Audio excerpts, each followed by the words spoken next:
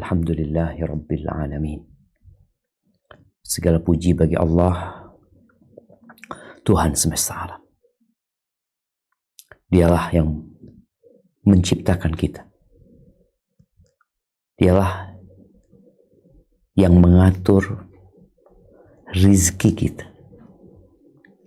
Dialah Allah yang mematikan kita dan kelak membangkitkan kita kembali. Wabihi nasta'inu ala umurid dunya waddin. Dan hanya kepadanya kita meminta pertolongan dalam menghadapi urusan dunia dan urusan agama kita. Kita makhluk yang lemah. Manusia makhluk yang memiliki banyak kekurangan. Suka berkeluh kesah, bodoh, zalim, maunya sendiri. Itu kita. Tanpa pertolongan Allah, sebagian manusia menjadi seperti binatang. Wassalatu wassalamu ala sayyidil mursalin wa imamil muttaqin qaidil ghurril muhajjalin sayyidina wa maulana Muhammadin wa ala alihi wa ashabihi ajma'in. Amma ba'd. Ahibati fillah, tema kita cukup berat hari ini. Bicara bagaimana seorang muslimah mendukung suaminya ke surga. Ana pernah menyimak seorang syekh dalam pidatonya memberikan permisalan di mana seorang lelaki meminang seorang wanita, kemudian punya anak dari pernikahan mereka berdua. Mereka naik mobil kemana?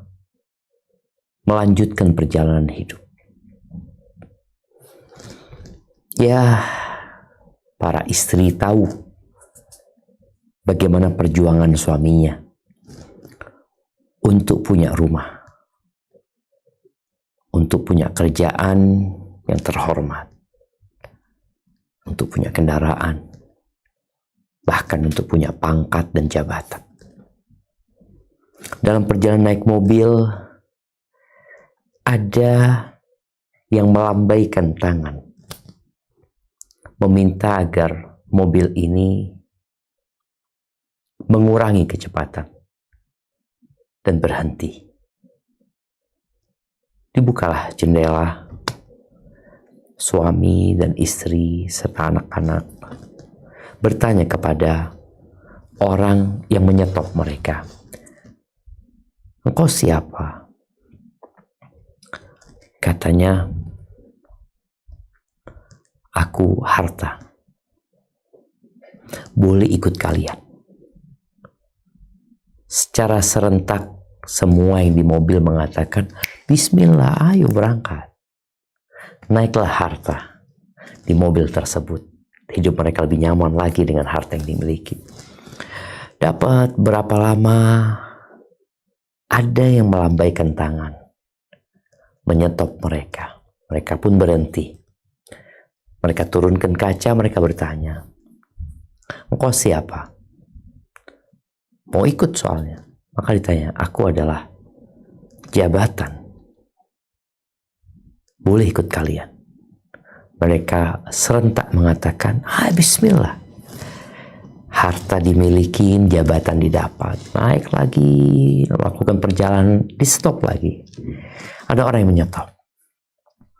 Tanya lagi, "Engkau siapa?" Kata dia. "Aku adalah popularitas," kata dia. Satu keluarga mengatakan, "Bismillah, ayo naik." Harta dimiliki, jabatan dipunyai, popularitas mereka rasakan. Naik lagi. Tahu-tahu ada yang menyetop mereka. Yang menyetop ini Berbeda dengan yang pertama, yang kedua, yang ketiga.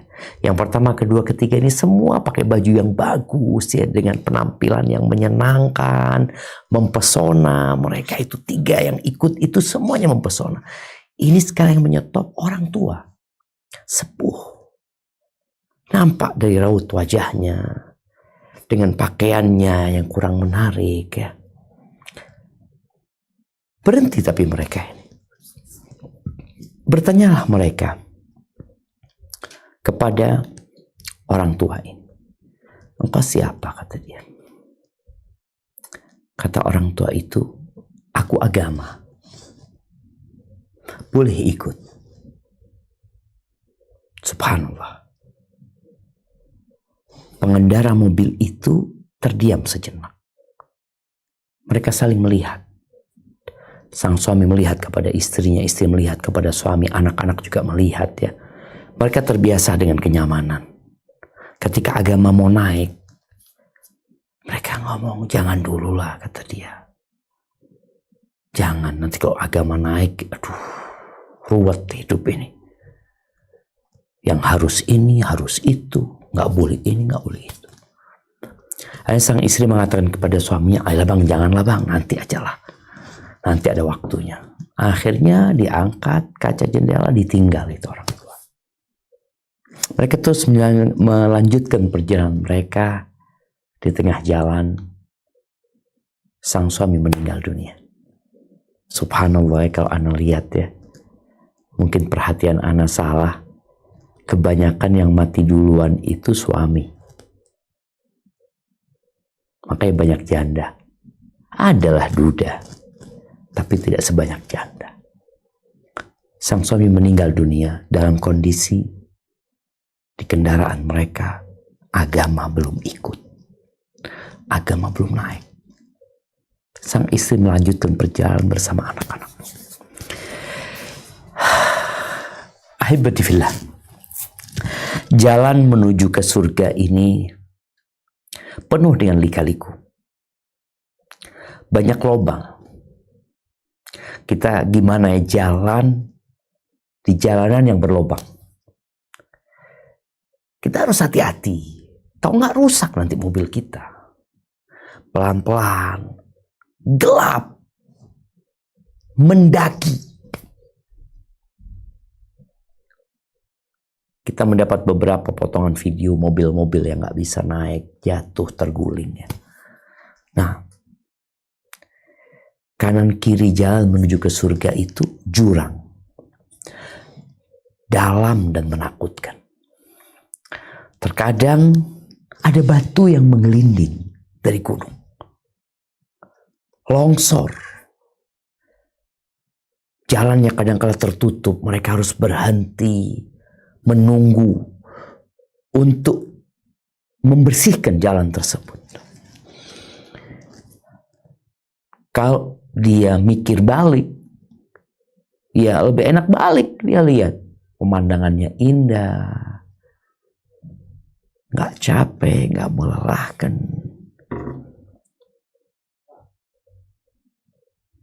Tapi semua keindahan itu menipu. Semua keindahan yang dilihat hanya sementara. Dan manusia tidak suka dibohongin. Manusia tidak suka dengan yang sementara. Nalurinya dia ingin sesuatu yang kekal dan abadi. Ketika dia memandang ke atas, pemandangan itu indah sekali. Menyenangkan. Tapi jalannya melelahkan. Membosankan. Menjenuhkan. Jadi kalau bicara mendukung suami ke surga,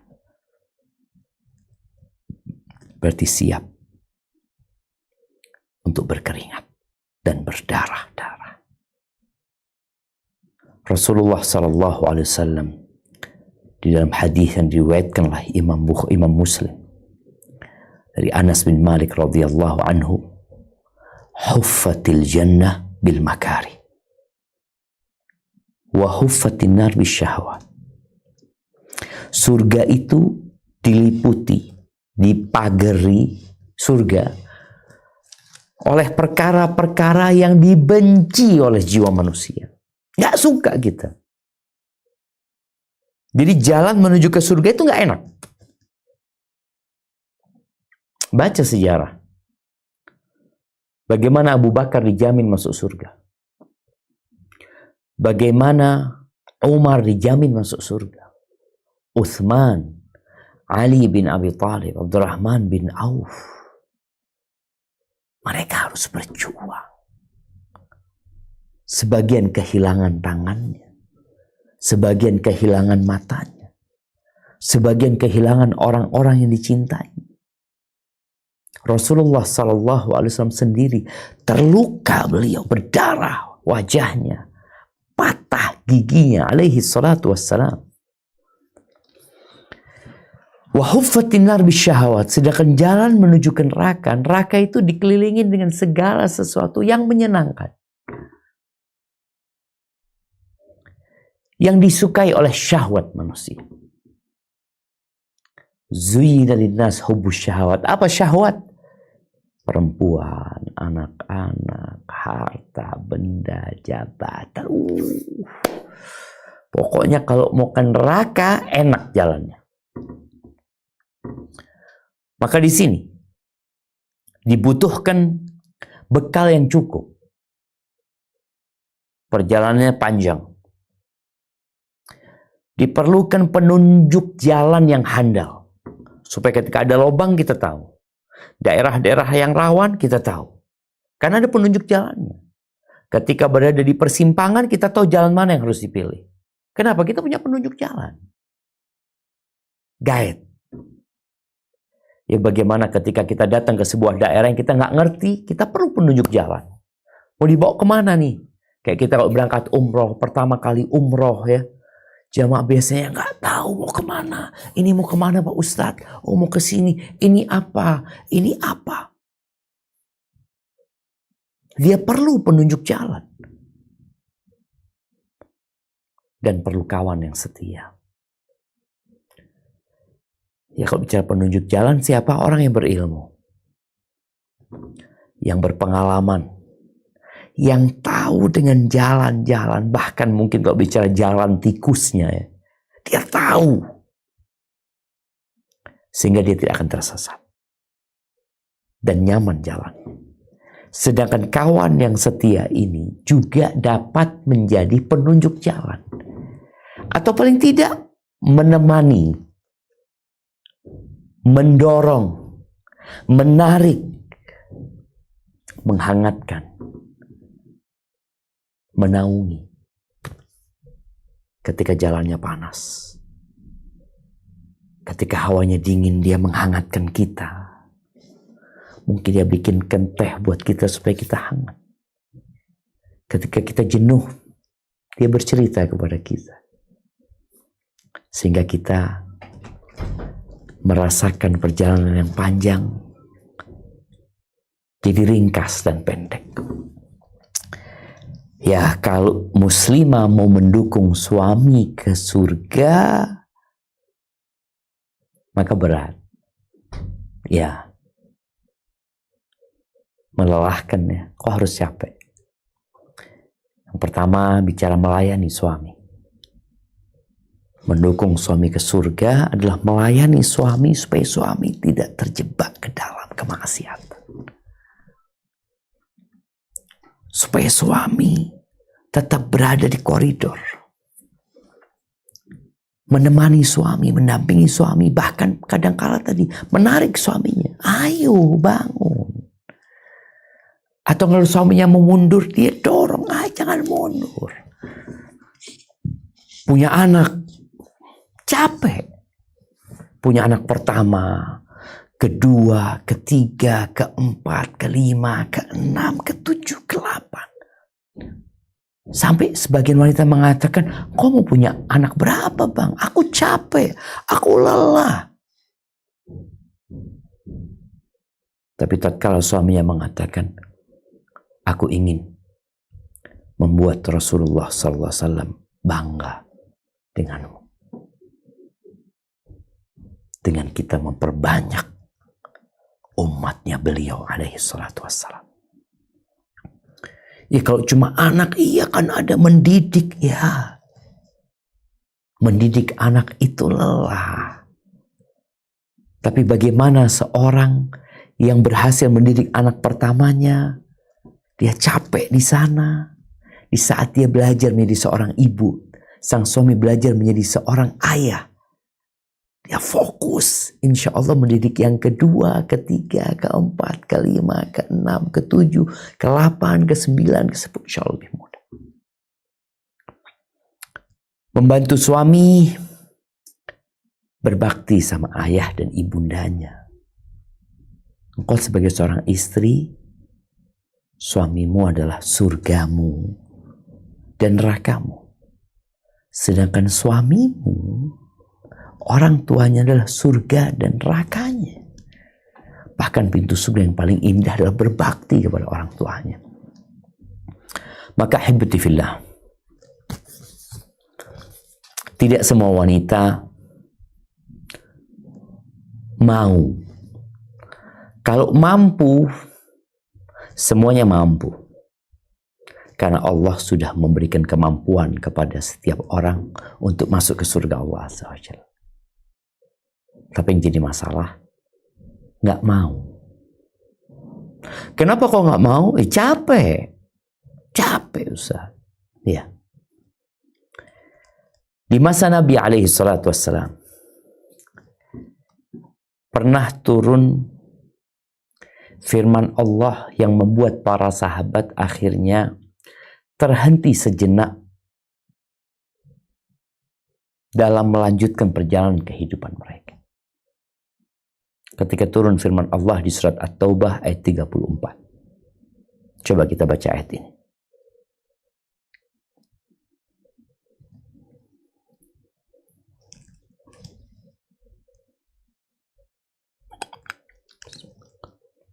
Bismillahirrahmanirrahim. Ya ayyuhalladzina amanu inna katsiran minal ahbari warruhbani la ya'kuluna amwalan nasi bil batili wa yasudduna an sabilillah walladzina yaknizuna adh-dhahaba wal fiddata wa la yunfiqunaha fi sabilillah Fabashirhum bi'adzabin alim. Wahai orang-orang beriman, sesungguhnya banyak dari orang-orang alim dan rahib-rahib mereka benar-benar memakan harta orang dengan jalan yang batil. Dan mereka menghalang-halangi manusia dari jalan Allah. Dan orang-orang yang menyimpan emas dan perak dan tidak menginfakkannya di jalan Allah, maka berikanlah kabar gembira kepada mereka bahwa mereka akan mendapat azab yang pedih. Allahu Akbar. Bagaimana kesenangan dunia emas dan perak, ternyata jalannya ke neraka. Oke, senang di dunia, bangga dengan harta yang dimiliki. Tapi cerita akhirnya, fabashirhum bi'adzabin alim. Ketika ayat ini turun, dipanggil orang-orang yang beriman. Ya ayyuhalladzina amanu. Orang biasanya kalau dipanggil lebih, kata dia. Ya. Ayat ini membuat para sahabat bertanya-tanya. Thauban menceritakan dalam satu perjalanan. Mereka sedang safar bersama Nabi SAW. Mereka mengatakan, ya Rasulullah, kita dengar tuh ayat yang berkaitan dengan emas dan perak. Kalau kita tahu ya Rasulullah, harta apa sebenarnya yang terbaik, yang seharusnya kita cari, kita buru, kita simpan, maka kita akan lakukan itu. Kalau emas perak udah tahu kita ceritanya tuh, harta ditinggalin, nanti jadi azab di hari kiamat. Kalau kita tahu harta apa yang bermanfaat? Emas dan perak itu jemaah, duit kita, itu nggak ada manfaatnya kecuali kalau dikeluarkan. Jadi kalau bicara manfaat dari uang itu, ketika uang itu dikeluarkan untuk bayar sekolah anak keluar, ada manfaatnya. Beli tiket, ada manfaatnya. Artinya duit itu ketika keluar, baru dia memberikan manfaat. Ketika dia disimpan, nggak ada manfaat. Manfaat dari harta itu kalau dikeluarkan. Maka mereka bertanya, harta apa sih yang paling baik yang kita harus kumpulkan, kita simpan? Kalau emas perak tadi dikeluarkan, bukan disimpan. Dikeluarkan baru dapat manfaat. Maka kata Nabi SAW, afdaluhu, harta yang paling mulia adalah lisanun dzakir. Lisan yang pandai berzikir. Wa qalbun syakir. Hati yang pandai bersyukur kepada Allah. Yang ketiga, wa zaujatun mu'minatun tu'inuhu ala imani. Wa fi riwayatin tu'inuhu ala amril akhirah. Rawahu Tirmidzi. Yang ketiga adalah istri yang beriman, yang membantu suaminya dalam melaksanakan keimanannya, yang membantu suaminya dalam perkara-perkara akhirat, bukan dunia. Bukan membantu suaminya untuk populer, untuk jadi pejabat, untuk banyak hartanya, bukan. Tapi muslimah yang mendukung suaminya menuju ke surga Allah Azza wa Jalla. Di riwayat Abu Dawud, Rasulullah SAW menawarkan kepada para sahabatnya, ala ukhbiruka bi khairi ma yaktanizul mar'u. Mau nggak engkau aku kasih tahu yang terbaik yang seharusnya disimpan, ditimbun oleh seorang manusia. Maka beliau mengatakan, al-mar'atus salih. Kalau engkau mau nyimpan di rumah, mau menimbun di rumah, maka beliau mengatakan alaihi salatu wasallam, al-mar'atus salih. Istri yang soleha. Soleha itu ya enak dipandang. Kata Nabi SAW, idza nadhara ilaiha sarrathu. Kalau dipandang menyenangkan hati. Karena dia pandai bersolek, dia pandai melayani suaminya, akhlaknya santun, menghargai, menghormati, yang bikin suami betah di rumah. Wa idza amaraha ata'athu. Kalau disuruh taat. Nggak banyak tanya, nggak banyak nuntut. Wa idza ghaba anha hafizathu. Kalau suami sedang tidak di rumah, dia akan jaga. Jaga apa? Jaga suaminya, jaga harta suami, dan jaga kehormatan dirinya. Kemudian di riwayat Ibnu Majah ada sebuah hadis yang masih berkaitan dengan muslimah yang mendukung suaminya ke surga. Kata Nabi alaihi salatu wassalam, mastafadal mu'min ba'da taqwallahi ta'ala, tidaklah seorang mukmin mengambil faedah, mengambil manfaat setelah ketakwaan dia kepada Allah, khairan min zaujatin salihah, yang lebih baik daripada istri solehah, nggak ada. Itu yang terbaik. Kau bertakwa kepada Allah, dikasih istri yang solehah, Masya Allah. Itu akan memberikan dukungan buat engkau untuk menuju kepada Allah Azza wa Jal. Dengan kriteria in amaraha afa'athu. Kalau disuruh, taat. Kalau dipandang, menyenangkan hati. Kalau suami bersumpah agar istrinya melakukan sesuatu, sang istri akan mengerjakan sesuatu itu. Kalau nggak ada di rumah, sang istri akan menjaga suaminya, menjaga dirinya dan hartanya. Ahibati fillah, Mas Salamah bin Abdullah mengatakan tentang bagaimana istri ini, dia mengatakan al-mar'atu salihah khairun lirrajul min ainaihi wa yadayhi. Dia mengatakan istri yang soleha itu lebih baik buat seorang laki-laki daripada kedua matanya dan kedua tangan. Itu istri yang soleh. Lebih baik daripada kedua matanya dan kedua tangan. Kau mau cari apa sekarang? Kalau sudah punya istri soleha, dia lebih baik daripada kedua tanganmu dan kedua mata. Dan ada lagi yang mengatakan, Abdullah bin Muqaffa mengatakan, al-mar'atu salihah la ya'diluha syai'. Istri yang soleha itu nggak bisa ditandingi dengan apapun, nggak bisa ditandingi dengan apapun. Emas perak lewat, jabatan popularitas lewat. Li'annaha aunun ala amri dunya wal akhirah. Kenapa? Karena istri yang soleha ini adalah pertolongan buat suami dalam urusan dunia dan urusan akhirat. Ketika sang suami punya hasrat dilayani sama istri. Ketika suami harus bekerja keluar kota, ketika suami harus mungkin merantau ke tempat yang jauh. Ketika suami dimutasi, ketika suami jarang pulang ke rumah karena memang tuntutan pekerjaan dia.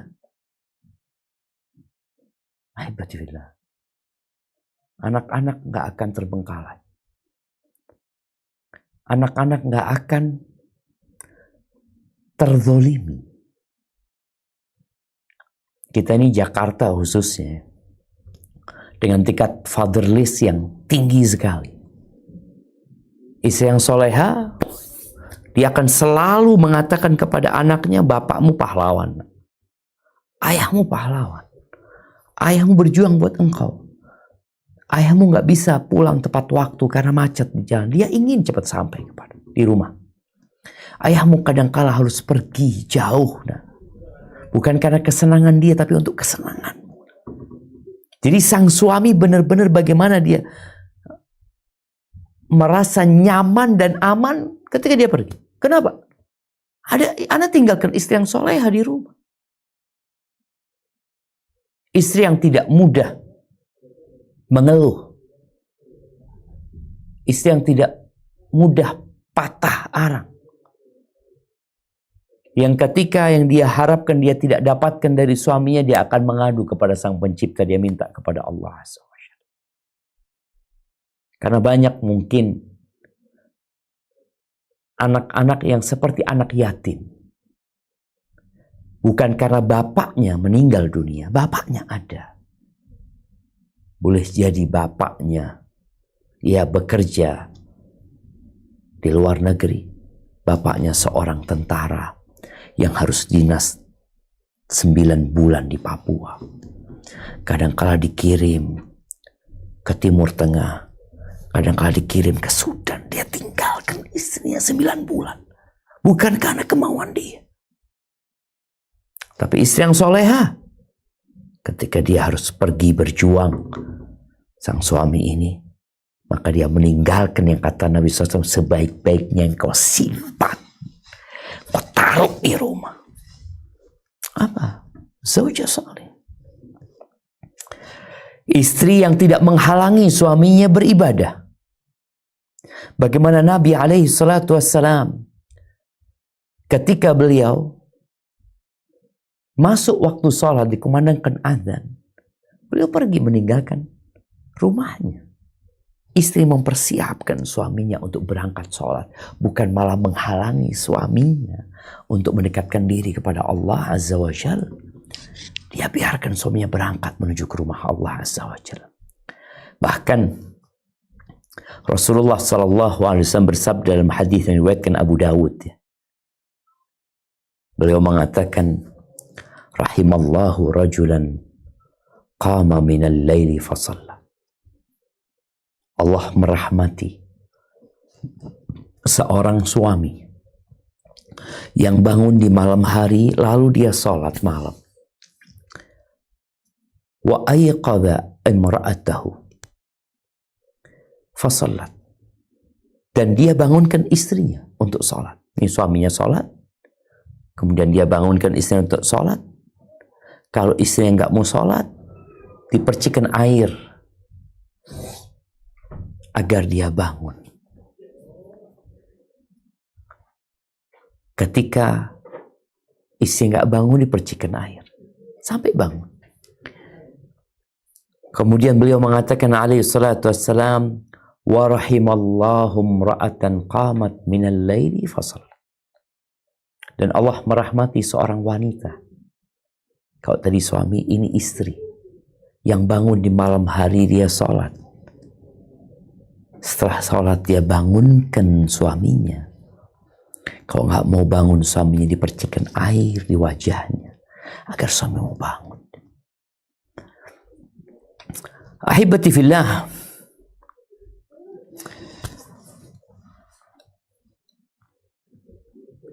kita perlu kawan,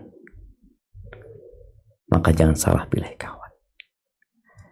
Al-Fudail bin Iyad rahimahullahu ta'ala, beliau mengatakan, nadhrul mu'min ilal mu'min yajlul qalba. Pandangan seorang mukmin kepada mukmin yang lain akan menggilapkan hati. Gimana kalau suami punya istri yang soleha, yang dipandang sama suami, ya Allah, bukan cuma wajah suami yang senang, tapi hati bisa mengkilap. Apa kriterianya? Sekarang para istri perlu tahu, kalau aku mau jadi kawan suami menuju ke surga, apa yang harus dimiliki oleh istri? Allah berfirman di surat Al-Kahfi ayat 28, menyebutkan kriteria orang-orang yang seharusnya jadi pendamping kita, jadi teman duduk kita, jadi kawan melanjutkan perjalanan menuju surga Allah Azza wa Jalla. Coba kita baca ayat ini. Tafadhal dibaca. A'udzu billahi minasyaitonir rajim. Wasbir nafsaka ma'al ladzina yad'una rabbahum bil ghadati wal 'ashyi yuriduna wajhah. ولا تعد عيناك عنهم تريد زينة الحياة الدنيا ولا تطع من أغفلنا قلبه عن ذكرنا واتبع هواه وكان أمره فرطا. Dan bersabarlah kamu bersama-sama dengan orang-orang yang menyeru Tuhannya pada pagi dan senja hari dengan mengharap keridhoannya. Dan janganlah kedua matamu berpaling dari mereka karena mengharapkan perhiasan kehidupan dunia ini. Dan janganlah kamu mengikuti orang yang hatinya telah kami lalaikan dari mengingat kami, serta menuruti hawa nafsunya, dan adalah keadaannya itu melewati batas. Barakallahu fiik. Kita lihat ya, Allah Azza wa Jal menyuruh nabinya untuk memilih teman duduk. Dengan siapa beliau duduk? Kita tuh kepingin duduk sama orang kaya, sama pejabat ya. Karena kita mungkin merasa akan dapat manfaat dari mereka. Ada pemuka-pemuka Quraisy, ada tokoh-tokoh Quraisy, ada orang-orang terkenal dan terpandang di kota Mekah. Tapi Allah Azza wa Jalla nyuruh nabinya untuk bersabar bersama siapa? Allah tidak mengatakan duduklah engkau bersama mereka, enggak. Tapi Allah katakan wasbir, dan bersabarlah engkau, karena duduk dengan orang-orang yang disebutkan kriterianya ini butuh kesabaran.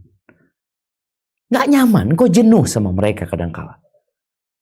Karena kita memandang kepada dunia.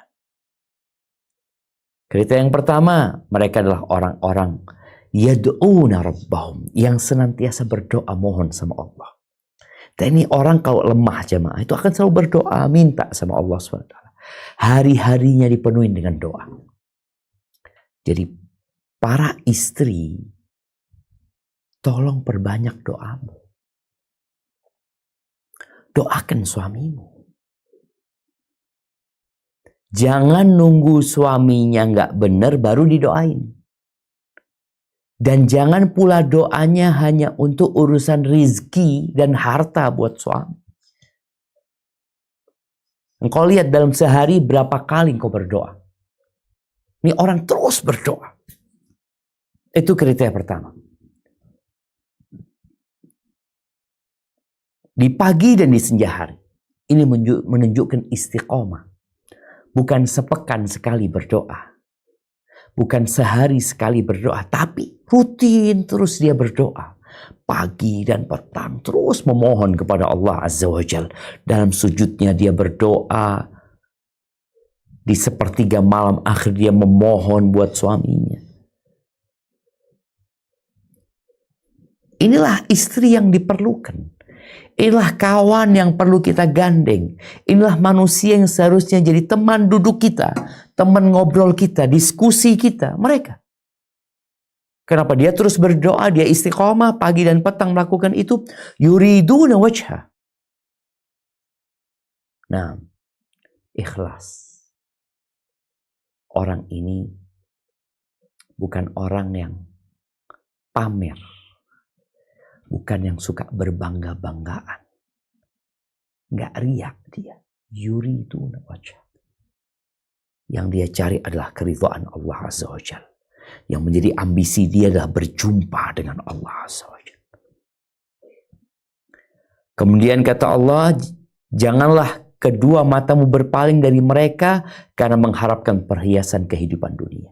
Nih, yang keempat, cari kawan itu, istri ini, jangan ngomongnya dunia terus. Dunia, kalau bicara dunia ya urusan rumah, mobil, aset, perhiasan, urusan dunia. Jangan. Karena orang kalau sudah ngomong dunia, bukan kita nggak boleh ya mencari dunia, tapi tujuannya tetap akhirat. Ini ada orang yang ambisinya dunia. Dia bekerja keras untuk dunia. Maka Nabi melarang tuh. Jangan cari yang kayak gitu. Yang setiap duduk dan diskusinya dunia. Maka para istri, duduklah sama suamimu. Ngobrol sama suami. Kita ini kira-kira mau masuk surga lewat pintu yang mana? Kita udah pernah kaji bersama. Bahwa pintu surga itu ada 8. Ngobrol sama suami. Kita mau ya lewat pintu mana bang? Mau lewat pintu puasa, kita nggak pernah puasa sunnah. Mau lewat pintu sholat, kita cuma sholat 5 waktu. Mau lewat pintu sodako, kita cuma zakat yang wajib aja. Mau lewat pintu yang terbaik, itu berbakti kepada orang tua, kayaknya belum berbakti sama orang tua. Kemudian yang kelima, Allah mengatakan, dan janganlah kamu mengikuti orang ya, wala tuti' man aghfalna qalbahu an dzikrina. Jangan mengikuti orang yang lalai dari mengingat kita. Ada orang-orang yang tidak pernah mikir halal haram ya. Zikirnya sedikit. Yang ada bagaimana dia menjadi lebih baik, lebih kaya, lebih tinggi lagi jabatan. Jangan. Sebagai seorang istri, jadilah kawan yang selalu mengingat Allah SWT. Jadi dapat mengingatkan suami. Kemudian wattaba'a hawa. Yang keenam nih, yang mengikuti hawa nafsunya. Jangan ada istri yang mengikuti hawa nafsunya. Dia kalau ingin sesuatu harus dituruti. Kita itu diajarin untuk menahan hawa nafsu kita dengan puasa salah satu. Bagaimana nih istri mengajak suaminya puasa sunnah? Bang, kayaknya kita udah lama nggak puasa sunnah. Nih mau liburan sekarang nih. Ada istri yang nuntut ini, menuntut, yang diikuti nafsunya. Bagaimana Umar bin Khattab radhiyallahu taala anhu? Ada sebuah athar ya. Anaknya Umar ini kepingin buah apel. Umar mengatakan, enggak, jangan gitu loh. Yang lainnya lah, apa yang di rumah dimakan. Kadang-kadang gitu anak-anak minta sesuatu, kita katakan udah yang di rumah dimakan. Udah, Dapat berapa waktu, Umar lihat anaknya makan apel. Tanyalah sama istrinya. Padahal istrinya tahu bapaknya ngomong jangan. Ini bagaimana mendukung suami dalam mendidik anak. Jangan sampai suami istri ini nggak satu frekuensi. Kata sang istri ngomong, dia kepingin. Kesian, kita biasanya kalau ada orang kepingin kesian. Kata Umar bin Khattab mengatakan, awakullama ishtahiti ishtaraiti. Apa setiap kali engkau punya syahwat, engkau punya kemauan, engkau punya keinginan, engkau harus beli. Nggak bisa kita nahan diri. Kemudian yang ketujuh, nih orang yang wakana amruhu furudha. Urusannya melampaui batas, urusan agama, urusan akhirat, urusan dunia, udah amburadul. Hibati fillah. Rasulullah sallallahu alaihi wasallam, Allah berikan kepada beliau istri yang benar-benar tak tergantikan, yang mendukung suaminya untuk urusan akhirat. Khadijah radhiyallahu anha. Bagaimana ketika Khadijah menyambut Nabi alaihi salatu wassalam pulang dari Gua Hira. Bagaimana Khadijah mempersiapkan bekal Nabi SAW ketika beliau mau ke Gua Hira. Disiapin bekal, datang disambut sampai kejadian tatkala beliau didatangi oleh Jibril. Khadijah diminta untuk menyelimuti suaminya, diselimuti Nabi alaihissalatu wassalam tanpa beliau bertanya. Ditenangkan suaminya sampai dia yang bercerita. Ketika suaminya bercerita, disinilah pentingnya istri yang mendukung suaminya. Nggak digembosin suaminya, tapi disemangati suaminya. Itu yang dilakukan oleh Khadijah. Ketika Khadijah meninggal dunia, tahun ke-10 kenabian, Rasulullah SAW terpukul sekali. Karena istri yang mendukung suaminya telah pergi. Istri yang tatkala Nabi SAW pulang dalam kondisi lelah, lesuh ya. Dibuli, dimaki, disakiti, ditindas, disiksa. Khadijah datang untuk kemudian menyambut suaminya. Mengkondisikan rumah ini menjadi rumah kedamaian. Capek. Kalau mungkin suami-suami dari para muslimah sekarang bukanlah seorang ustaz. Mungkin dia seorang yang bekerja cari dunia. Dia pun capek. Bagaimana engkau mendukung suami ketika bekerja, Bang? Niatkan untuk memberikan nafkah. Bukan niat untuk pamer, bukan niat untuk berbangga-banggaan, supaya tetap fisabilillah. Itu istri. Ahibati fillah,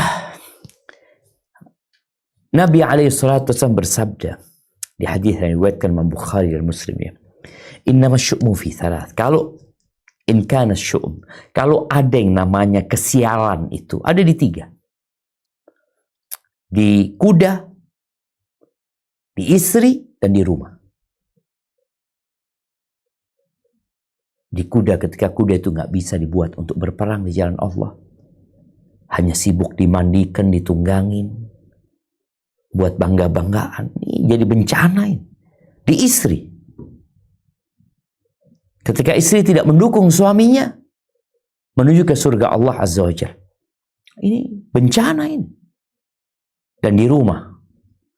Ketika tinggal di rumah yang membuat kita malas beribadah. Ketika hidup di lingkungan yang membuat kita tidak lagi berangkat ke rumah Allah Azza wa Jalla. Yang ada betah di rumah dan tidak betah di rumah Allah Azza wa Jalla. Ahibati fillah.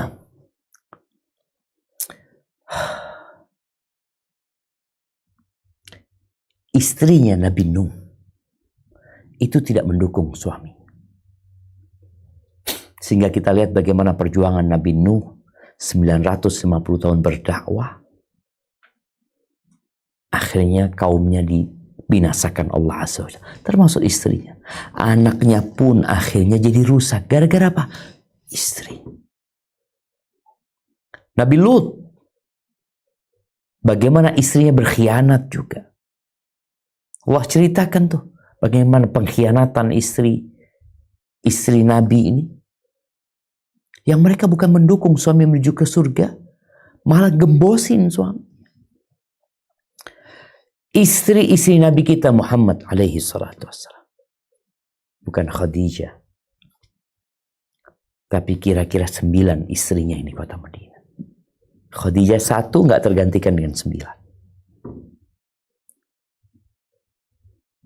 Nabi sempat bersumpah. Beliau bersumpah tidak akan masuk ke rumah istri-istrinya selama 1 bulan. Marah beliau. Ya. Beliau yang lembut. Beliau yang penyayang. Beliau yang pengasih. Beliau yang humble. Beliau yang selalu memaafkan. Saat itu beliau bersumpah untuk tidak mendatangi istrinya yang 9. Kenapa? Ada banyak cerita kenapa. Tapi yang jelas, mereka kurang mendukung untuk ke surga. Padahal istri-istri Nabi. Akhirnya Allah turunkan firman-Nya setelah sebulan. Di surat Al-Ahzab ayat 28, 29. Coba kita baca ayat ini. A'udzu billahi minasyaitonir rajim. Ya ayyuhan nabiyyu qul li azwajika in kuntunna turidnal hayatad dunya wa zinataha fata'alaina umatti'akunna wa usarrihakunna sarahan jamila. Wa in kuntunna turidna Allah wa rasulahu wad daral akhirata fa inna Allah a'adda lil muhsinati minkunna ajran 'azima. Hai Nabi, katakanlah kepada istri-istrimu, jika kamu sekalian menginginkan kehidupan dunia dan perhiasannya, maka marilah supaya aku berikan kepadamu mutah dan aku ceraikan kamu dengan cara yang baik. Dan jika kamu sekalian menghendaki keridhaan Allah dan Rasul-Nya, serta kesenangan di negeri akhirat, maka sesungguhnya Allah menyediakan bagi siapa yang berbuat baik di antaramu pahala yang besar. Allahu Akbar jemaah. Kita lihat ya, bagaimana setelah 1 bulan beliau mendiamkan istrinya, tidak mendatangi mereka dan mereka tidak mendatangi Nabi alaihi salatu wassalam. Setelah itu Allah turunkan firman-Nya yang baru saja kita baca sebagai bentuk pilihan. Kalau masih ingin bersama Nabi alaihi salatu wassalam, maka jalannya capek. Jalan menuju surga itu melelahkan dan menyenuhkan. Nabi pulang dari gubuk atau rumah di kebun itu, mendatangi rumah istri-istri. Dimulai dengan rumah Aisyah. Dibacakan ayat ini, lalu Nabi alaihissalatu wasallam mengatakan, engkau musyawarah sama orang tua. Engkau masih mau bersamaku? Dengan konsekuensi capek, jenuh, bosan. In kuntunna turidnal hayatad dunya wa zinataha. Tapi kalau engkau ingin senang-senang di dunia ini, ya udah, kemarilah engkau. Aku kasih harta, aku kasih kesenangan, kemudian aku ceraikan kalian. Kenapa diceraikan? Karena ambisinya dunia sudah. Maunya bersenang-senang di dunia. Padahal sudah tahu menuju ke surga itu bertentangan dengan kesenangan jiwa. Tapi nanti engkau akan senang selama-lamanya. Mana yang dipilih? Bersenang-senang sementara, kemudian bersusah-susah selama-lamanya, atau bersusah-susah sebentar, lalu bersenang-senang selama-lamanya. Terserah. Engkau nggak mau, engkau cari dunia, fadhal. Mau ribut terus urusan dunia, cemburu di antara mereka, permintaan nafkah tambahan. Tapi kalau yang kalian inginkan adalah Allah dan Rasul-Nya dan kehidupan akhirat. Tadi di awal kita sebutkan hadis Nabi SAW. Kalau mau nyimpen di rumah, simpenlah istri yang membantu suaminya dalam urusan akhirat. Kalau mau nyimpen di rumah. Kalau enggak, ya keluarkan dari rumah. Tapi kalau yang kalian inginkan adalah akhirat, keridhaan Allah, ya, keridhaan Rasulnya SAW. Fa inna Allah, sesungguhnya Allah a'adda lil muhsinati minkunna, menyediakan buat orang-orang yang berbuat baik. Muhsinah, bukan muslim biasa, ya. Kita tahu tingkatan agama itu Islam, iman, ihsan. Allah menyediakan buat orang-orang yang ihsan di antara kalian ajron azima, pahala yang agung, yang besar sekali.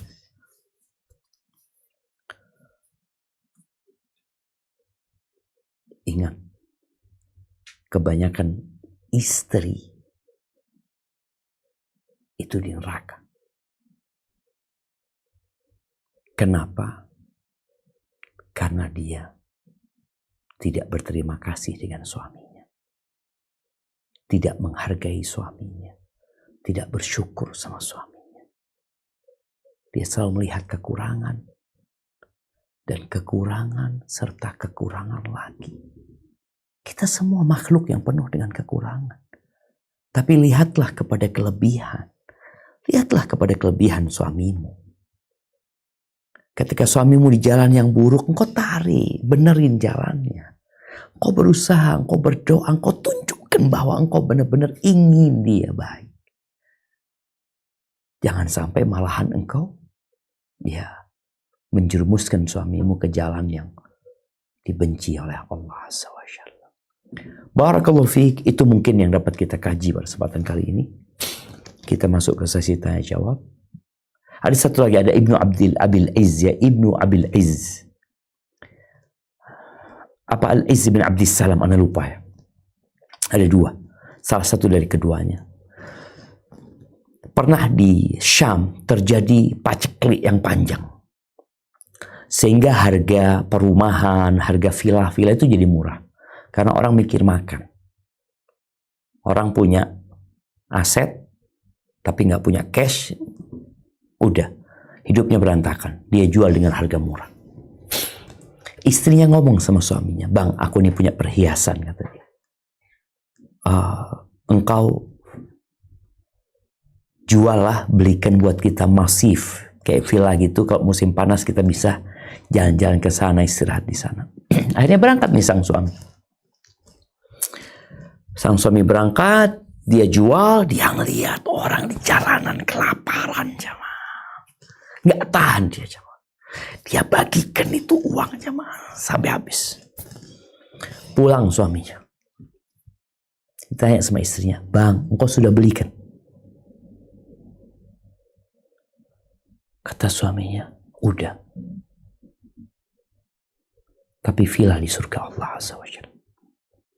Apa kata istrinya? "Jazakallah khair sayyidi." Semoga Allah membalasmu dengan kebaikannya. Itu istri, Masya Allah, jemaah. Masya Allah. Baik, fadhal, kita mau masuk ke tanya jawab. Silahkan. Alhamdulillah, Ustadz, jazakallah khair wa barakallahu fiik, Ustadz, untuk ilmu yang telah diberikan pada kami. Dan Masya Allah, Ustadz, seperti biasa banyak sekali pertanyaan yang sudah masuk. Izin untuk membacakan dulu yang masuk melalui WA, Ustadz. Tafadhal. Bismillah. Assalamualaikum warahmatullahi wabarakatuh. Waalaikumsalam Ustadz, warahmatullahi Ustadz wabarakatuh. mohon dibantu untuk memberi penjelasan tentang perempuan-perempuan yang keji untuk laki-laki yang keji dan laki-laki yang keji untuk perempuan yang keji pula. Sedangkan perempuan-perempuan yang baik untuk laki-laki yang baik dan laki-laki yang baik untuk perempuan-perempuan yang baik pula. Apakah berarti jika suami kita jauh dari agama, berarti sebenarnya istri juga adalah orang yang tidak baik pula sebagai muslimah? Barakallahu fiik. Nah, mungkin kita bisa baca firman Allah di surat An-Nur ya, ayat 26. Nah, silakan surat An-Nur ayat 26. Ya, silakan dibaca dulu.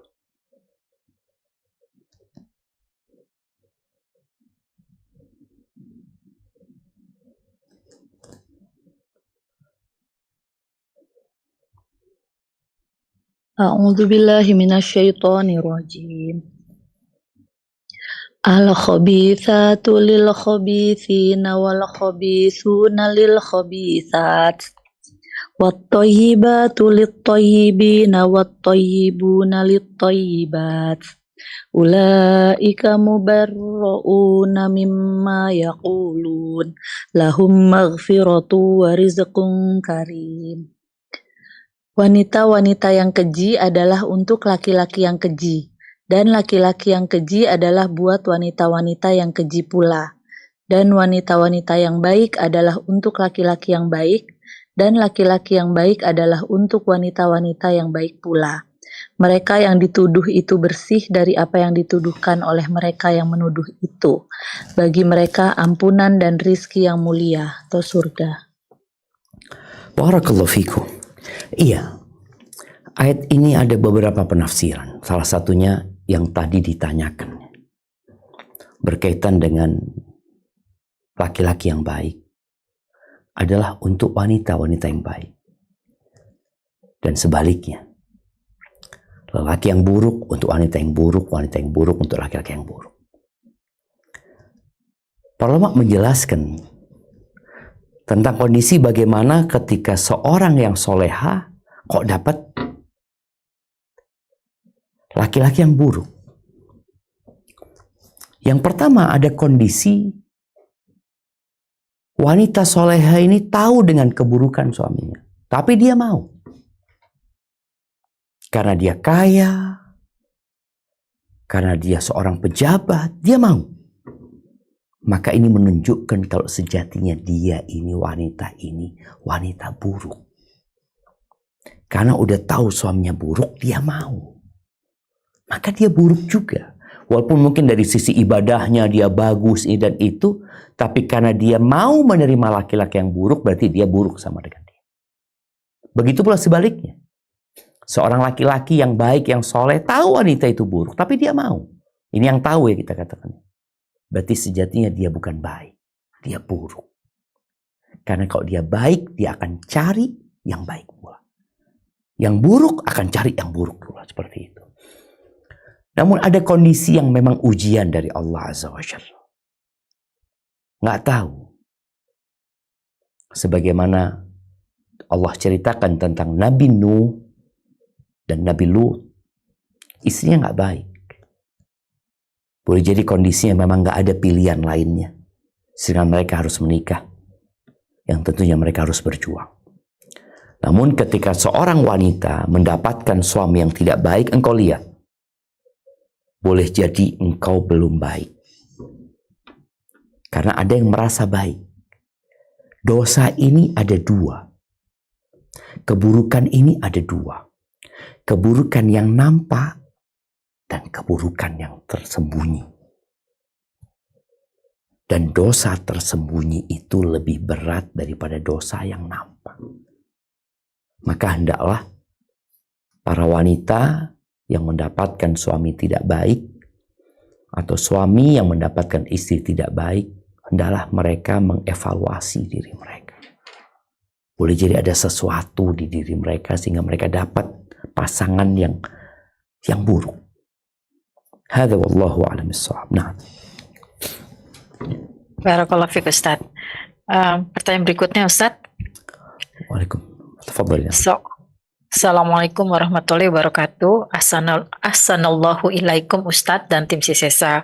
Ustadz, Ana ibu pekerja, membantu suami lebih tepatnya. Ana menopang ekonomi keluarga, suami bismillah kerja lepas, terkadang ada kerja, terkadang tidak. Ana merasa tidak maksimal melayani suami, mungkin karena menjadi tulang punggung keluarga, sehingga mungkin rasa hormat saya kepada suami berkurang. Saya sudah berusaha, namun kalau suami lagi marah, saya seringkali sakit hati. Saya tidak menghitung-hitung apa yang diberikan suami atau apa yang saya berikan. Tapi saya khawatir jauh dari kriteria istri solehah. Mohon doa dan nasihatnya, Ustadz. Masya Allah, barakallahu fiik. Ya jemaah, ketika seorang suami tidak memberikan nafkah kepada istrinya, kepada keluarganya, kepemimpinan dia pincang jadinya. Maka kadangkala istri harus bekerja, dia juga harus melayani suaminya. Sesuatu yang seharusnya dia tidak lakukan, tapi dia lakukan. Yang berdampak kepada tadi pelayanan yang mungkin kurang baik. Maka di sini memang suami harus menerima karena hal itu terjadi disebabkan dirinya. Tapi karena yang bertanya ini seorang istri, bagaimana engkau menjadikan semua yang kau berikan kepada suamimu itu lillahi ta'ala. Karena boleh secara hukum agama seorang suami yang tidak memberikan nafkah kepada istrinya, istri itu boleh tidak melayani suaminya kalau dia memilih itu. Karena dia harus bekerja, cari nafkah. Artinya dia nggak berdosa. Karena suaminya memang tidak memberikan hak dia. Yang hak suami ini dilayani itu karena sang suami memberikan nafkah kepada istrinya. Ketika sang suami tidak memberikan nafkah kepada istrinya, tadi ada kepincangan akhirnya sang istri. Dia mau bekerja, dia mau cari uang sendiri, dia mau hidup. Karena butuh biaya hidup buat dia dan anak-anak. Maka nasihat anak ketika engkau menerima kondisi yang ada, maka jagalah amalanmu jangan sampai hangus. Kalau engkau menuntut sama suami nggak apa-apa. Artinya ketika suami nggak ada uang, nanti ketika suami punya uang, aku akan klaimkan semua yang aku keluarkan agar suami bayar. Itu boleh, karena itu menjadi kewajiban sang suami. Tapi kalau istri mengikhlaskan itu akan lebih baik. Sebagaimana ada istrinya, para sahabat ya, yang dia yang bekerja. Karena suaminya bukan tidak bekerja, tapi suaminya ketika ada pekerjaan bekerja, nggak ada pekerjaan dia akhirnya harus nganggur. Walaupun dia sudah berusaha. Maka berdoa mohon kepada Allah. Allahumma a'inni ala dzikrika wa syukrika wa husni ibadatik. Lihatlah kepada kelebihan suami. Jangan lihat kepada kekurangannya. Dan engkau mintalah kepada Allah balasan. Karena tadi istri sakit hati ini suami udah disenengkan ya ibaratnya. Malah dia marah-marah ini dan itu. Bersabarlah engkau. Agar rumah tanggamu terjaga. Agar anak-anak juga tidak terdampak. Karena kalau tidak, boleh jadi engkau pahalanya hilang. Padahal engkau niat awalnya ada ikhlas lillahi ta'ala. Yang kedua akan berdampak kepada pendidikan anak-anak nantinya. Kepada kejiwaan mereka. Ketika suami marah, istri yang soleha adalah istri yang datang minta maaf sama suami. Padahal yang salah suami. Tapi kata Nabi SAW, wanita penghuni surga itu, kalau dizolimin, disakiti sama suaminya, ini perempuan yang datang kepada suami.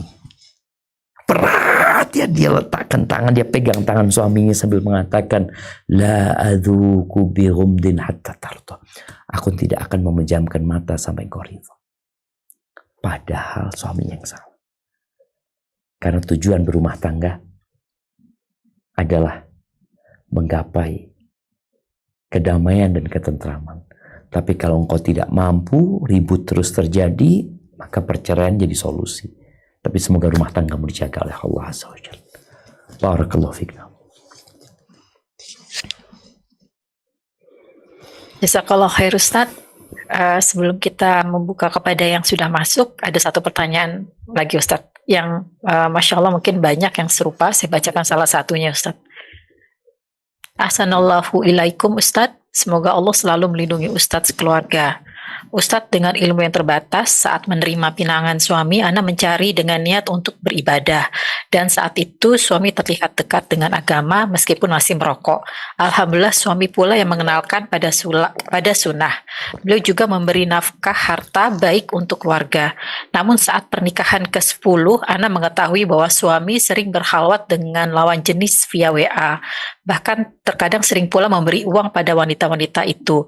Karena hancur Ustadz, terlebih setelah tahu suami pernah menikah siri. Ana mencoba untuk mengajak suami meninggalkan fitnah wanita, namun dan menjelaskan bahwa harta yang dipakai untuk maksiat tidak akan berkah. Namun sudah 3 tahun berlalu, hal ini masih berulang. Jika ketahuan, minta maaf dan menegaskan bahwa suami masih cinta dan tidak akan melepaskan Ana.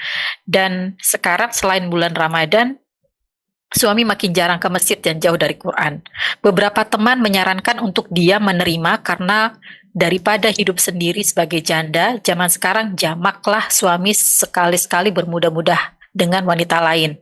Yang penting tetap pulang ke rumah serta menunaikan kewajiban. Tapi hati Ana tidak tenang, Ustadz. Apa yang harus Ana lakukan selain berdoa? Benarkah Ana harus tetap bertahan dan bersabar menunggu hidayah Allah pada suami? Sampai kapan batasnya, Ustadz? Ana ingin punya suami yang bersama berjuang menuju surga karena umur kami pun sudah cukup lanjut. Barakallahu fiik, Ustadz. Dan ini afwan Ustadz, beberapa pertanyaan serupa dan memang rata-rata menanyakan bagaimana untuk menimbulkan rasa percaya dan menghilangkan sakit hati setelah suami diketahui pernah tergelincir, Ustadz.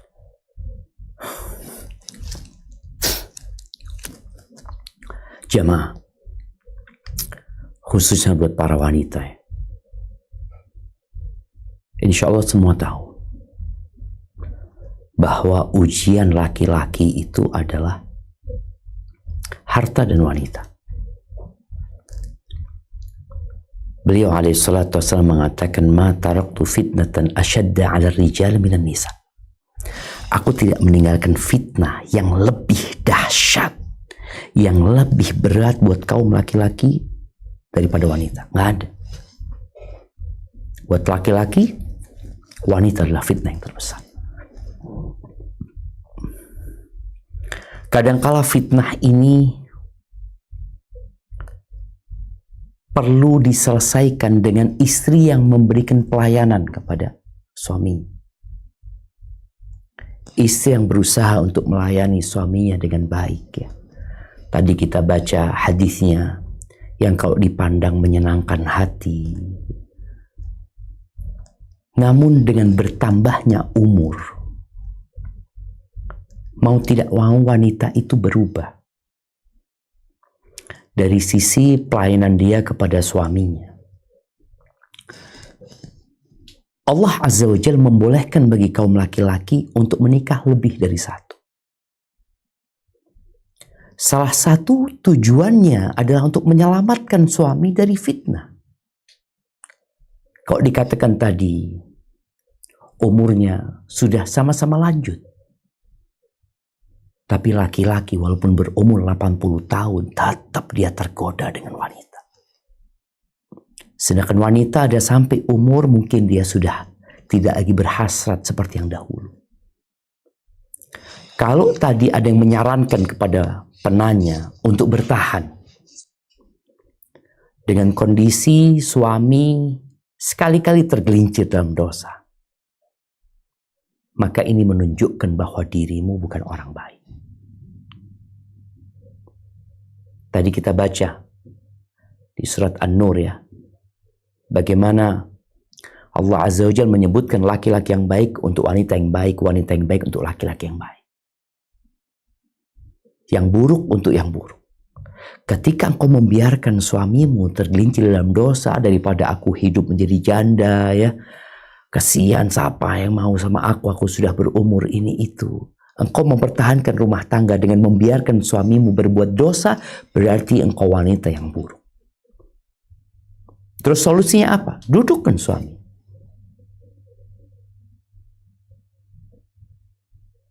bagaimana dia kembali kepada Allah. Dan kalau memang dia harus menikah lagi demi menjaga kehormatan dirinya, demi agar dia tetap jadi orang baik, maka itulah solusi.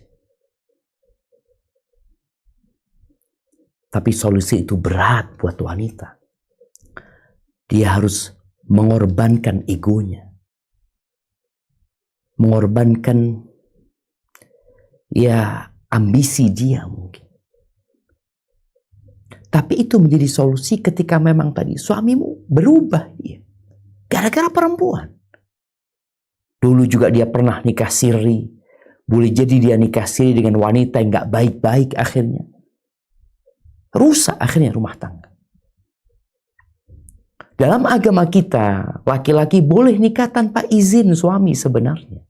Demi menjaga kehormatan diri. Demi dia tetap jadi orang baik. Maka solusinya ketika engkau bisa menjaga suamimu untuk tidak tergoda dengan wanita karena dia kerja di luar, mungkin bertemu dengan wanita, karena engkau memang tidak ingin dia menikah lagi umpamanya, ya alhamdulillah. Tapi ketika engkau nggak mampu, kemudian tadi pilihannya antara engkau menjadi janda atau engkau mempertahankan rumah tangga dengan suami yang na'udzubillah berzina, maka engkau bukan wanita baik-baik. Engkau akan jadi baik-baik ketika suamimu melakukan pernikahan dengan baik-baik. Tapi berat. Namun itulah kehidupan ini, jemaah. Gak mudah menuju ke surga Allah Azza wa Jalla.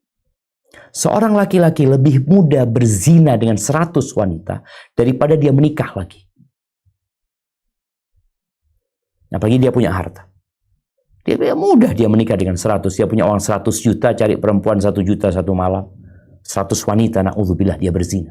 Tapi ketika dia berpikir untuk menikah lagi, dia berpikir rumah tangga, dia berpikir bagaimana menghadapi mertua, bagaimana menghadapi ipar, bagaimana menghadapi orang tua sendiri, bagaimana menghadapi anak-anak, ada banyak beban.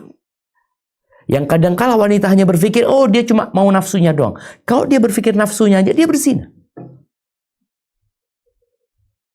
Maka mungkin tadi wanita, kalau engkau tetap ingin mempertahankan rumah tanggamu, diridhain Allah Azza wa Jalla. Kalau enggak, tadi ada orang-orang, wanita-wanita yang kurang imannya, yang dia kadang berpikir, udah sekali-kali berzina, dan memang itu banyak, jemaah. Ini banyak ya, wanita-wanita di kota-kota besar, ya bukan kota-kota besar, mungkin di mana aja ya. Ketika dia sudah berumur, dia tahu dia tidak bisa melayani suaminya seperti dahulu, dia membiarkan suaminya berzina. Nikah jangan. Berzina sekali-kali nggak apa-apa. Maka ini pertanda dia adalah al-khabitha. Dia adalah wanita yang khabith, ya pantas dapat suami yang khabith juga. Hadza wallahu a'lam bissawab. Barakallahu fiik Ustadz. Berikutnya kita akan persilahkan untuk yang sudah di Zoom untuk bertanya langsung. Afwan, satu pertanyaan dan langsung bertanya. Ukti, tafadholi, Ummun Raham. Barakallahu fikum. Assalamualaikum warahmatullahi wabarakatuh. Waalaikumsalam warahmatullahi wabarakatuh. Semoga Ustadz selalu dalam lindungan Allah Subhanahu wa taala. Allahumma Aku amin. anak izin bertanya Ustadz, maksud dari istri yang indah ketika dipandang itu bagaimana ya Ustadz? Dan satu pertanyaan lagi di luar tema, afwan sekali, ini Anda sampaikan waktu kajian di Al-Hanfalnya kemarin tetapi belum terjawab Ustadz. Mana yang lebih dahulu menabung untuk menabung untuk biaya umroh atau untuk berkurban di hari raya Idul Adha dulu Ustadz? Barakallahu fiik. Mohon petunjuknya Ustadz. Barakallahu fikum. Wa fiik wa barakna. Ya, kalau bicara istri yang enak dipandang, ada dua penafsiran. Yang pertama, istri yang cantik memang. Istri yang menyenangkan hati. Dan kalau bicara cantik, insya Allah semua wanita cantik. Semua wanita cantik walaupun kecantikannya berbeda-beda dan kecantikan itu relatif. Yang kedua, dia pandai mempercantik dirinya. Karena ada perempuan cantik tapi nggak pandai mempercantik dirinya. Dia nggak pandai berhias. Dia tidak pandai melayani suaminya. Dia tidak berakhlak mulia. Karena orang itu kalau melihat wanita yang akhlaknya mulia seneng gitu. Kita jangan melihat pasangan hidup kita, kita ngelihat orang. Ngelihat orang ya, kerjanya bagus ya, adabnya santun, etikanya Masya Allah. Itu kita senang. Ngelihat aja senang, lihat fulan Masya Allah senang. Nah, inilah yang lebih kuat. Jadi perempuan itu bukan cuma cantik fisiknya, tapi dia pandai mengambil hati suaminya dengan melayani suami, dengan akhlak yang mulia. Seperti itu. Adapun berkaitan dengan mana yang lebih utama ya. Ingat, umroh itu bagi yang mampu. Kurban itu bagi yang mampu. Ketika engkau tidak mampu, maka engkau tidak punya kewajiban. Dan kalau bicara kurban, kurban sama umroh ini berbeda.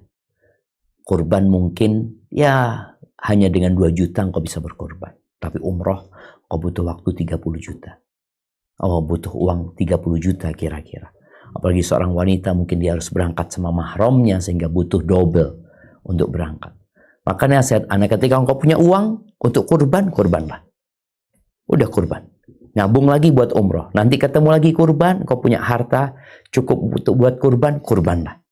Karena umrohmu nggak wajib, belum cukup. Tapi kurbanmu sudah ada di depan mata dan engkau punya uang. Seperti itu. Wallahu a'lam bishawab. Nah. Barakallahu fiik Ustadz. Berikutnya tafadholi untuk untuk Ummu Muhammad. 1 pertanyaan, tafadholi. Assalamualaikum warahmatullahi wabarakatuh, Ustaz. Waalaikumsalam warahmatullahi wabarakatuh. Ahlan Ustaz, tafadhal. Assalamualaikum. Nah, Ustaz, afwan mungkin ana di luar tema. Bolehkah ketika dalam sholat itu membaca bacaan ruku yang lebih dari 3 kali, namun ketika pas waktu 3 kalinya kita jeda sebentar, di samping kita narik nafas, tapi kita seperti di dalam hati kita itu memaknainya, menyebutkan arti daripada bacaan itu. Nanti kita lanjut lagi 3 kali, kita jeda lagi, mungkin sampai 9 kali begitu mungkin ya. Kemudian juga di dalam sujud, dan juga bolehkah di saat setelah syahadat itu kita jeda sebentar saja, sangat sebentar saja, dengan memaknainya begitu di hati kita. Yang asyhadu an la ilaha illallah wahdahu la syarikalah wa asyhadu anna Muhammadan abduhu wa rasuluh. Sejenak saja kita memaknai itu, langsung kita lanjut dengan syahadat, salawat Nabi begitu. Itu saja Ustaz. Jazakallahu khairan. Barakallahu fikum. Assalamualaikum warahmatullahi wabarakatuh. Waalaikumsalam warahmatullahi wabarakatuh. Nah, mahibbati fillah. Salat itu membutuhkan kekhusyuan. Kalau bicara pertanyaan membaca lebih dari 3 kali, boleh membaca lebih dari 3 kali.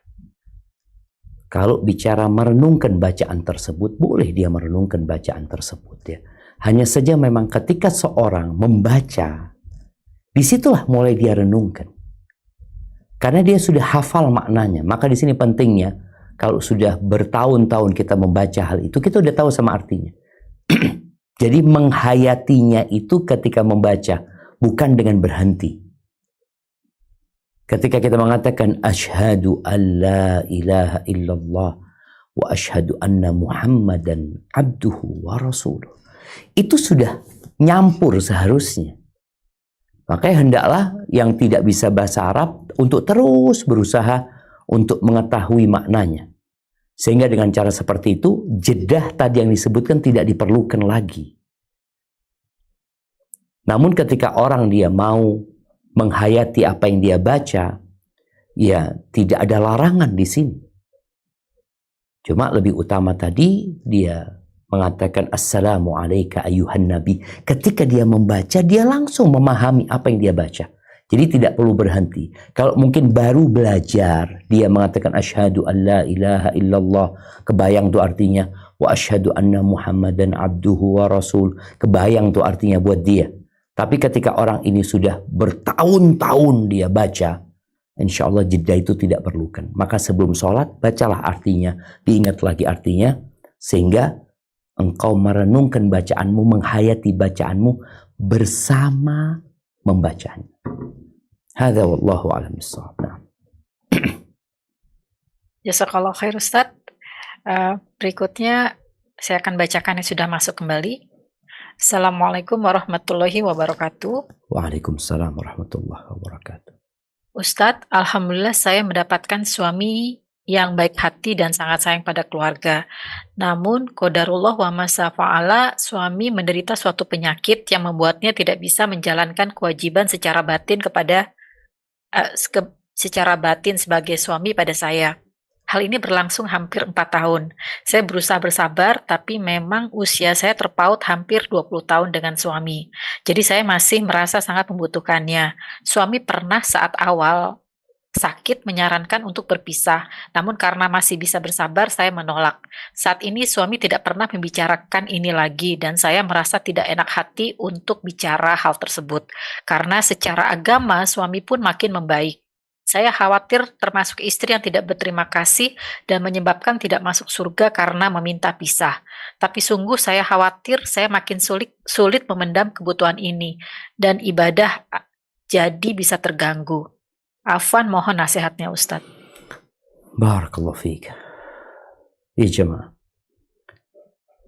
tidak semua yang diinginkan harus didapatkan.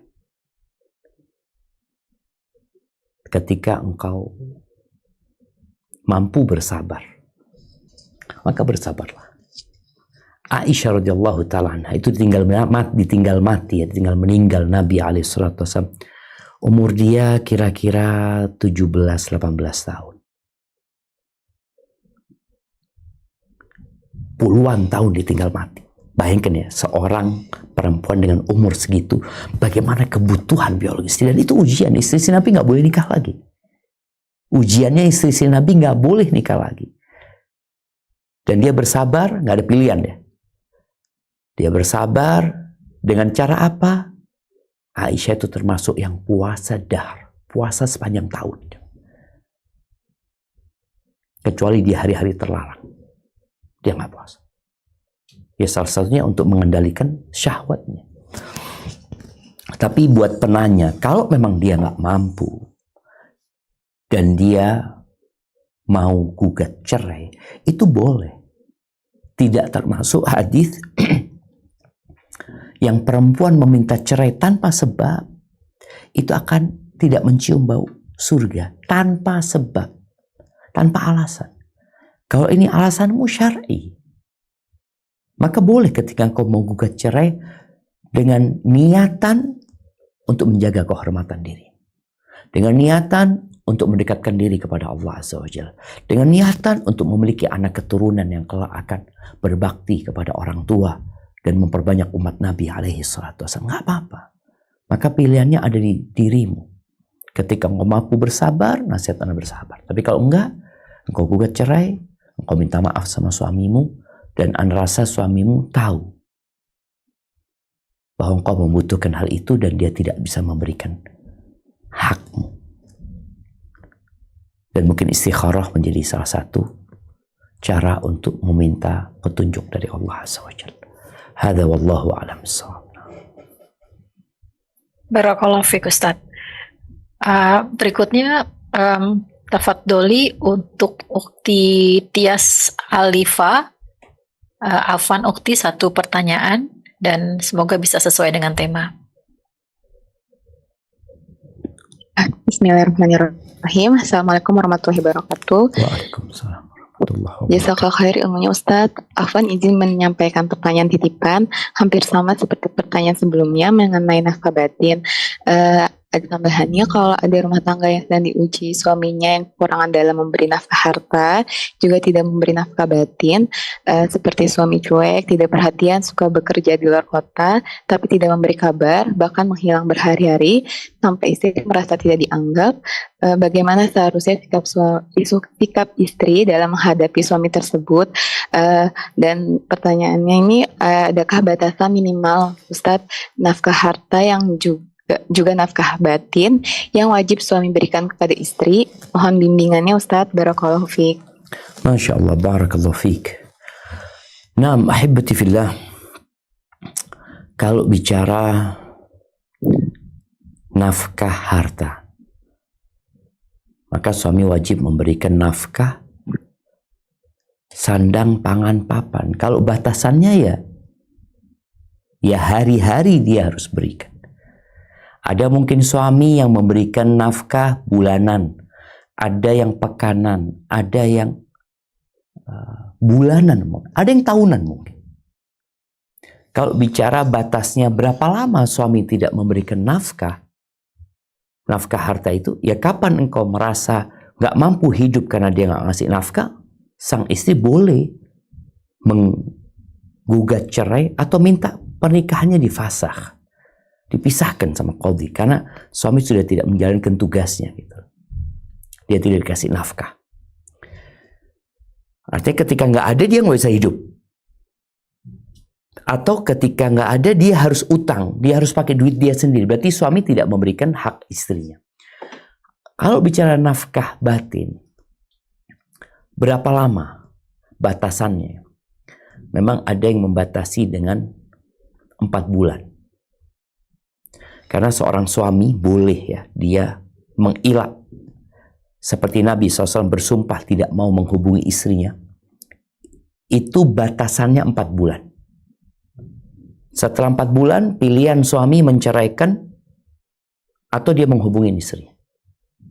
Itu pilihan. Jadi ada batasan yang ditetapkan di sini. Namun kondisi perempuan berbeda-beda. Ada wanita yang mampu bersabar ketika nafkah batin tidak diberikan. Sebagaimana ada wanita yang mampu bersabar ketika nafkah harta tidak diberikan. Artinya dia punya kemampuan untuk menahan itu.